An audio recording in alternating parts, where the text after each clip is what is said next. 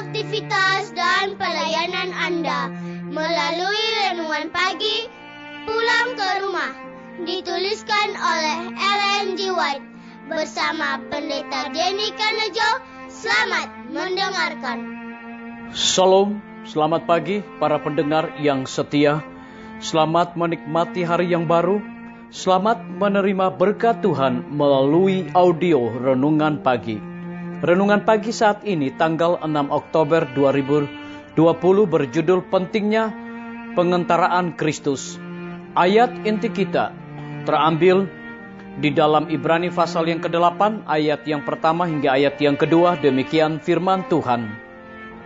Inti segala yang kita bicarakan itu ialah kita mempunyai imam besar yang demikian, yang duduk di sebelah kanan takhta yang maha besar di sorga, dan yang melayani ibadah di tempat kudus, yaitu di dalam kemah sejati yang didirikan oleh Tuhan dan bukan oleh manusia.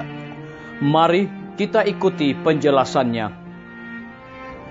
Pengentaraan Kristus bagi manusia dalam tempat kudus di atas adalah sama pentingnya kepada rencana keselamatan seperti kematiannya di atas kayu salib.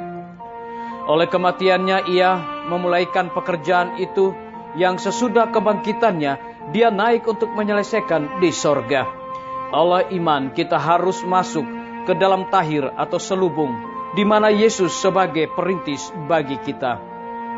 Ibrani 6 ayat yang ke-20. Di sana terang salib di Golgota telah dipantulkan. Di sana kita boleh mendapat pemandangan yang lebih jelas mengenai rahasia penebusan. Keselamatan manusia dicapai dengan biaya tak terbatas bagi sorga. Pengorbanan yang dilakukan sama dengan tuntutan paling luas hukum Allah yang sudah dilanggar itu. Yesus telah membuka jalan ke takhta Bapa, dan melalui pengentaraannya keinginan sungguh-sungguh dari semua yang datang kepadanya dalam iman boleh disampaikan ke hadirat Allah. Siapa menyembunyikan pelanggarannya tidak akan beruntung, tetapi siapa mengakuinya dan meninggalkannya akan disayangi. Amsal 28 ayat 13. Jika mereka yang menyembunyikan dan memaafkan kesalahan mereka dapat melihat bagaimana iblis bersukaria atas mereka, bagaimana ia mencela Kristus dan malaikat-malaikat suci karena perbuatan-perbuatan mereka, mereka akan segera mengakui dan membuangkan dosa-dosa mereka. Melalui cacat-cacat tabiat, iblis bekerja untuk menguasai seluruh pikiran. Dan ia tahu bahwa jika cacat-cacat ini dipelihara, maka ia akan berhasil.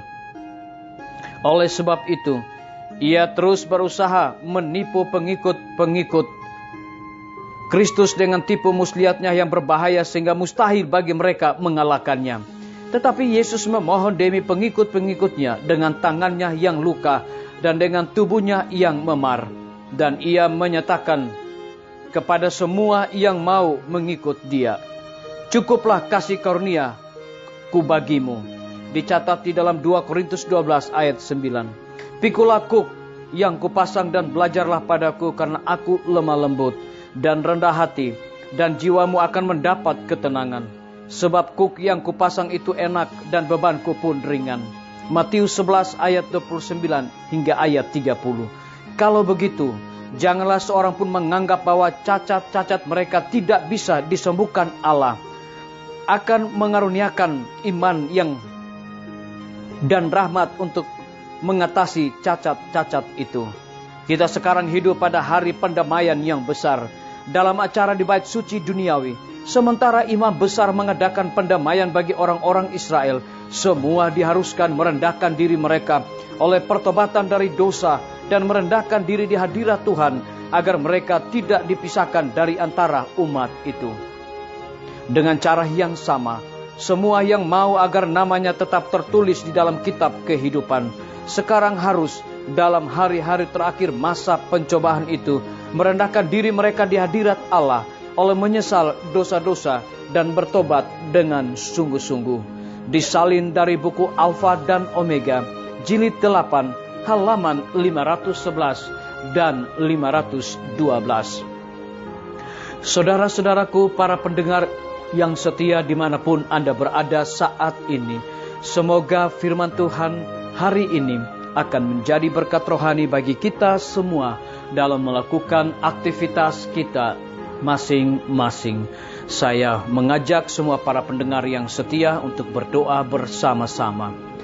Bapa kami yang bersemayam di dalam takhta kerajaan sorga, terima kasih oleh karena kebenaran firman-Mu di pagi hari ini mengingatkan kembali kepada kami bahwa pengenteraan Kristus bagi manusia dalam tempat kudus di atas adalah sama pentingnya kepada rencana keselamatan seperti kematiannya di atas kayu salib. Terpujilah nama-Mu ya Tuhan. Pada saat ini hamba berdoa bagi para tim medis, Tuhan berkati dokter, perawat, bidan, dan semua para pekerja kesehatan yang ada di setiap rumah sakit yang ada di Indonesia.